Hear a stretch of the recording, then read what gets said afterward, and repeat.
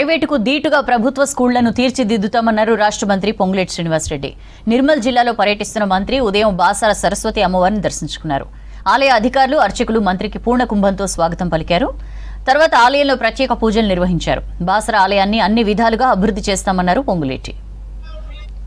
Temple కి సంబంధించి అంటే సరస్వతి తల్లి అంటే ప్రతి ఇంట్లో ప్రతి బిడ్డకి జ్ఞానోదయం కలిగించే విధంగా ఆ అమ్మవారు దీవెనలు ఆశీస్సులు రాష్ట్ర ప్రజలందరికీ ఉండాలని, ఈ గుడికి సంబంధించిన అభివృద్ధికి సంబంధించిన విషయాల గురించి కూడా స్థానిక ప్రముఖులు చాలామంది గత ప్రభుత్వంలో ఏ రకంగా నిర్లక్ష్యానికి గురైందో చెప్తూ ఈ ప్రభుత్వం అన్ని రంగాల ముందుకు తీసుకెళ్లే దాంట్లో ఈ గుడిని కూడా అభివృద్ధి చేయాలని వారు తెలియజేయడం జరిగింది.